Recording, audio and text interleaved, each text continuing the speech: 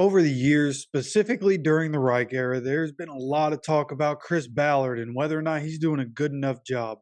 And I think what we've seen this year, not only from the players on the field and what we're seeing from the players, like you can tell the coaching is working, but also what the players have said about the coaching and how everything works together. It looks like Chris Ballard has actually done a pretty good job putting this team together. Now, obviously, it's not perfect. Obviously, it's still coming together.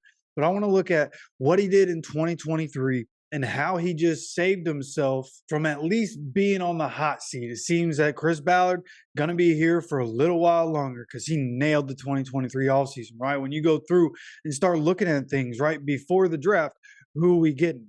He goes out and signs Matt Gay to the biggest kicker contract of all time. And even though he has four misses in the last two games, right? He hasn't been perfect this year, but Matt Gay has won a couple games for us this year. He's been key, and he's going to be key as we go forward, right? Whatever's happening right now in the operation for the kicking game, they'll get that figured out with a guy like Matt Gay and a guy like Rigoberto Sanchez and a guy like Luke Rhodes. Like, they will get it figured out. Matt Gay, at the end of the day, is a good signing. Is he worth the biggest contract for a kicker in history? I don't know if you'd say that, but he's been very good for us. I'm very happy with Matt Gay. I'm glad he's on our team and not somebody else's. Kicker's been an unreliable spot for the Colts for a little while, so I'm glad we were able to pick him up. Okay, but then another guy that I'm happy we picked up, Samson Ebicom, who currently leads the team in sacks. He has a career-high 9.5 sacks for the Colts with 3 games remaining. And this is a guy that shares the defensive line with DeForest Buckner, who's pretty close. I think he has 8 sacks right now, or 8.5. Kwity Paye, who we know can be a little up and down in the sacks, but Dio Dangbo's had a really good year. And even for as much as Dio's done, he's still not above Samson Ebicom. Samson might be the best signing of the entire offseason. I think there's definitely an argument to be made, at least in that department. The fact that we're able to get consistent pressure from him. Right? He doesn't get home every game, but when we have games where we're getting after the quarterback, it's because Samson Ebicom is showing up and showing out. Right? And he's enough of a problem on the edge. He makes those quarterbacks step up, and that's how DeForest Buckner is able to get some of his sacks. That's how Grover Stewart is able to affect the pocket. So these first two, Matt Gay, Samson Ebicom, have been huge, right? You start looking at who else was signed this offseason. Taven Bryan's on this list. Darrynton Evans on this list. Farrell Brown's on this list. Then you have Isaiah McKenzie, who's been meh for us this year, really meh.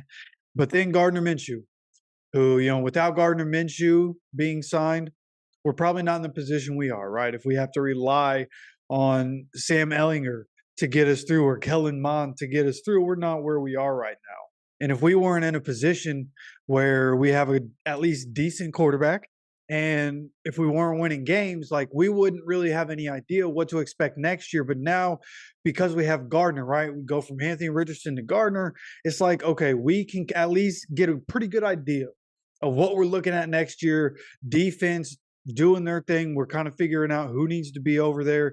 I think we're all kind of figuring out that Gus Bradley probably not going to be around next season. But offensively, we're able to actually see the offense function because Gardner Minshew is, again, the best backup in the league. He's not one of the best quarterbacks in the league, but he's the best backup in the league. And we've been able to get the running game going. It also has, something to do with coaching because, drawing up the plays and getting guys in motion, the blocking scheme for the offensive line. The offensive line's been really good this year. So it all plays hand in hand, right? But it works because Gardner Minshew helps it work.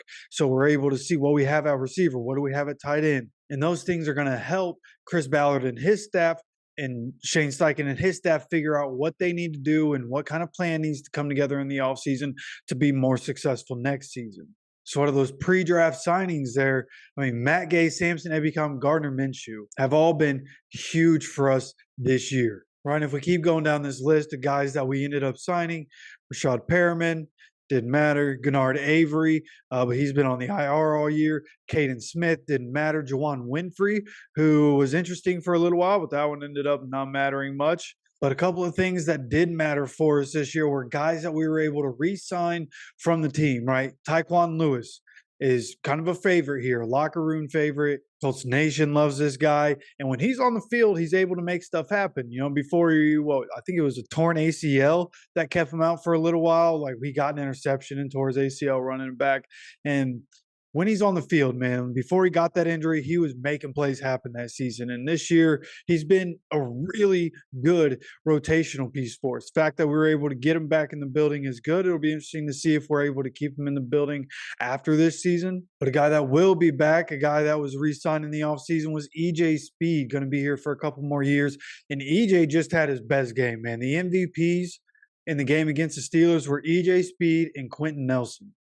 Okay, not everybody watches offensive line play and linebacker play, but I'm one of those people. And Quentin Nelson, EJ Speed had incredible games against the Steelers. And EJ's been good for us all year, and he's kind of overshadowed by Zaire Franklin being there. And as good as Zaire's been, right? That's the same situation when Shaq Leonard was actually the maniac here, and Bobby Okereke was getting overshadowed, even though he's great. So being able to keep EJ in the building, having him here, he's an absolute dog, man. Chemistry between him and Zaire are really, really good. Obviously, they have the podcast together. They're locker room guys, true locker room guys.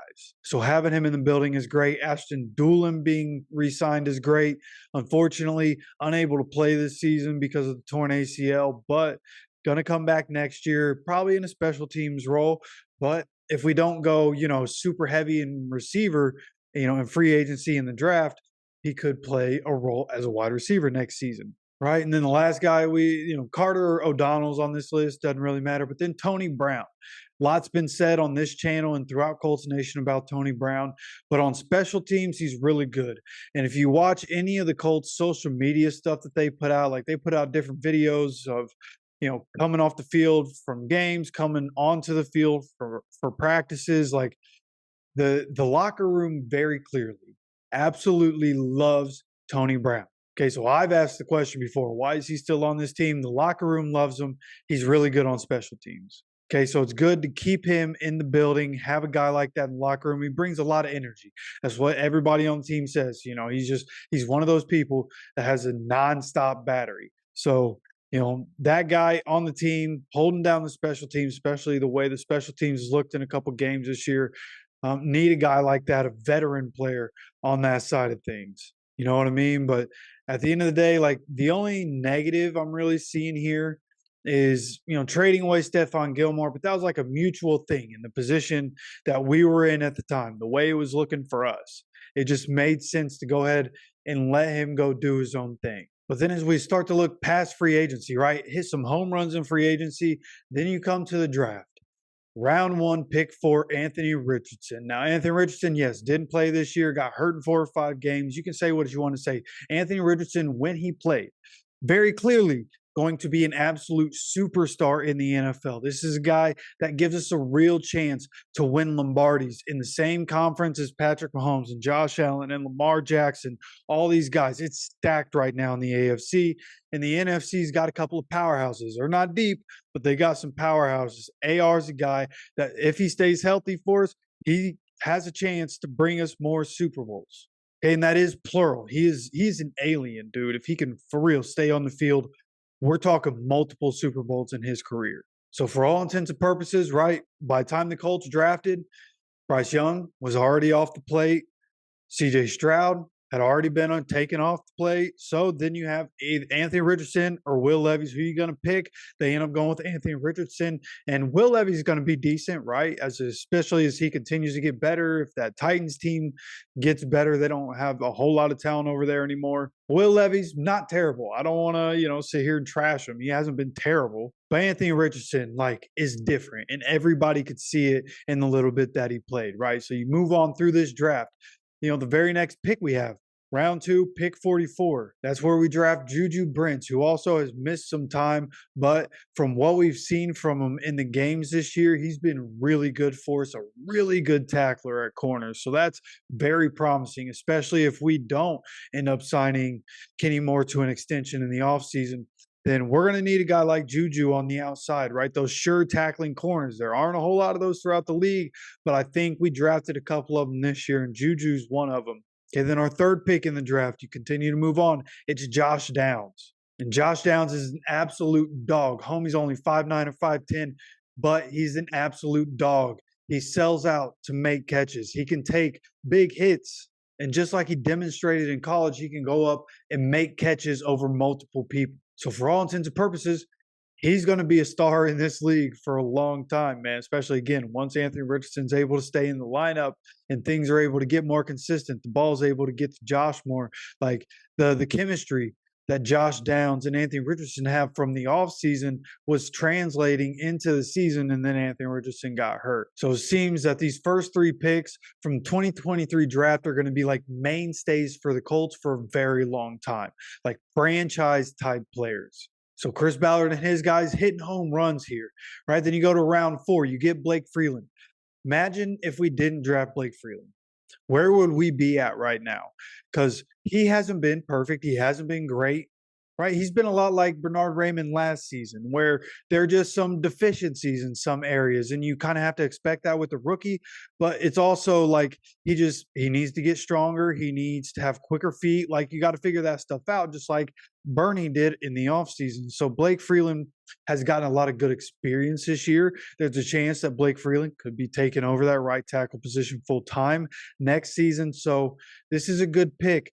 The fact that we were able to get him, we're lucky enough that Chris Ballard and his guys took him right there.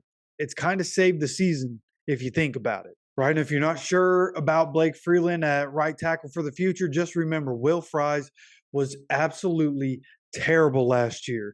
And this year he has been one of the more dominant inside linemen in the entire league all season long. You know, he's had a couple games that haven't been great, but for the most part, Will Fries has been outstanding this season after having a terrible rookie season. Okay, so it gives me promise for Blake Freeland in the future.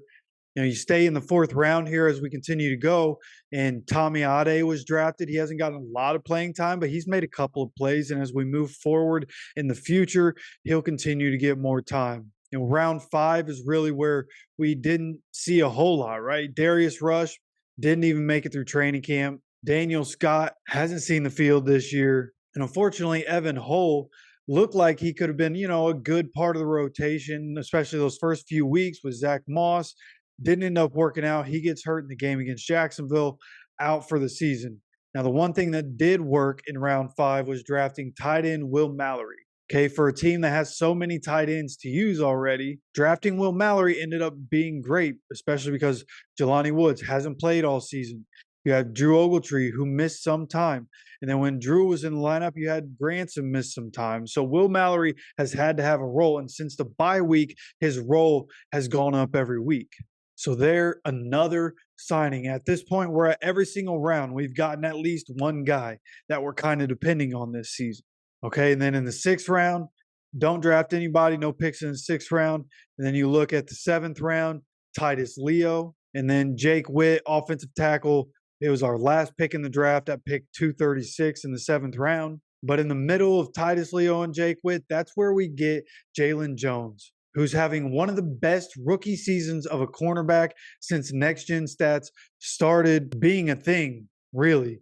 So, and that's from 2016. I'm sure if you take those numbers, like if they were to do numbers for corners throughout history, it might look a little different. There have been some really good rookie years for corners, but Jalen Jones has been terrific this year. So to find Jalen Jones in the 7th round, we needed corners, right? You trade away Stephon Gilmore. And even at the time of the draft, it looked like we were going to have Isaiah Rodgers, but they still end up drafting Juju in the 2nd round, still end up drafting Darius Rush, which again didn't work out. But then you draft Jalen Jones, and Jalen Jones has been one of the biggest steals, maybe the biggest steal of the draft. You're talking about a 7th round pick 221, absolutely balling out, having the best rookie year of all the cornerbacks that were drafted. So it's crazy what Chris Ballard and his team did this year through free agency, through the draft. Like it's been incredible to watch, right? I'm somebody who I've always backed Chris Ballard. But after the 2022 season, for me, he was on the hot seat. I was like, all right, if what we're doing this offseason doesn't work out, like it's time to cut bait. We got to figure something else out. Maybe you just let him go. make Morocco Brown the GM, see how it goes with him. Something had to happen. But what Chris Ballard and his team have been able to do, right? They stick through it. They stick through it, try to find quarterback solution over the years.